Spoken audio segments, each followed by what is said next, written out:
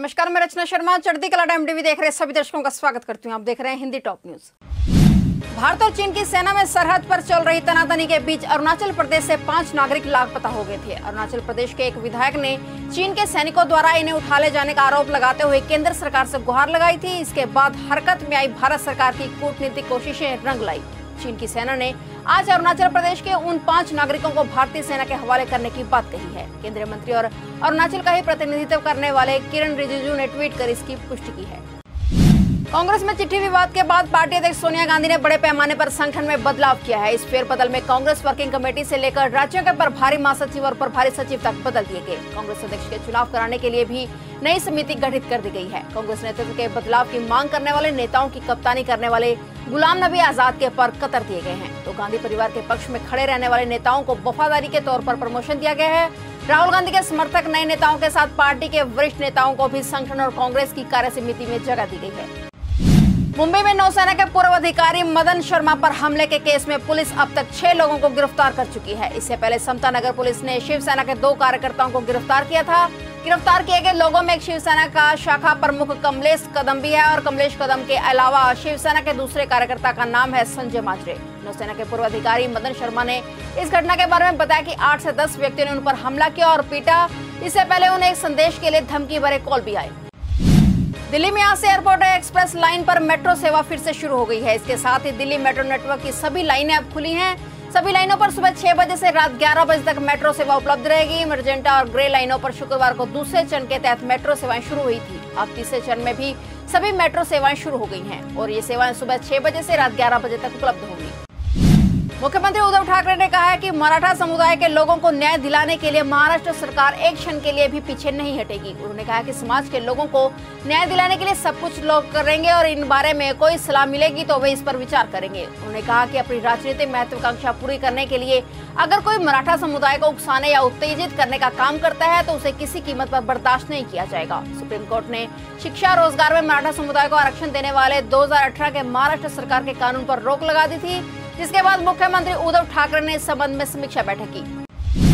मौलाना साहब की मां खालिदा की याचिका पर दिल्ली की साकेत कोर्ट ने मरकज से जुड़े उस आवासीय हिस्से को खोलने के आदेश दे दिए हैं जिस पर दिल्ली पुलिस ने 1 अप्रैल से ही ताला लगाया हुआ था। कोर्ट ने अपने आदेश में कहा है कि भारतीय किसी भी नागरिक को आर्टिकल 21 के तहत अपने आवासीय स्थान पर रहने का हक है। इसके साथ ही मोहम्मद साद की मां खालिदा को कोर्ट ने निर्देश दिया था कि वो केवल संपत्ति के आवासीय भाग का ही इस्तेमाल करेंगे और सिर्फ परिवार के लोग ही रहने के लिए इस इमारत का इस्तेमाल करेंगे। वो मरकज से जुड़े किसी भी और भाग में प्रवेश नहीं करेंगे। मरकज से जुड़ी बाकी और इमारतों को अभी किसी अन्य उद्देश्य के लिए इस्तेमाल पर पाबंदी है। भारत में पिछले 24 घंटे में वायरस के 97,570 नए मामलों के आने के साथ ही अब तक रिकॉर्ड केस सामने आए हैं, जिससे देश में कुल मामलों की संख्या बढ़कर 46,59,984 हो गई है। केंद्रीय स्वास्थ्य मंत्रालय द्वारा जारी आंकड़ों के मुताबिक बीते 24 घंटे में 1,201 मौतें भी हुई हैं। देश में अब तक 70,472 मरीज अपनी जान गंवा चुके हैं, जबकि 36,24,196 मरीज अब तक ठीक हो चुके हैं।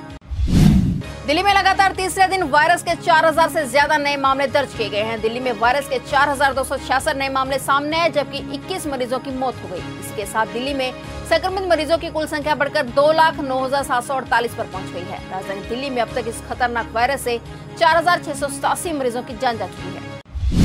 बिहार में संक्रमितों की संख्या बढ़कर 1,55,445 के पार पहुंच गई है। बिहार में अब तक 1,39,458 मरीज स्वस्थ हो चुके हैं, जबकि इस महामारी से अब तक 797 लोगों की जान चली गई है। मध्य प्रदेश में संक्रमण के एक दिन में सर्वाधिक 2,240 नए मामले सामने आने के साथ संक्रमितों की संख्या मध्य प्रदेश में 83,619 का आंकड़ा पार कर गई है। वहीं राज्य में मरने वालों की संख्या बढ़कर अब 1,691 हो गई है।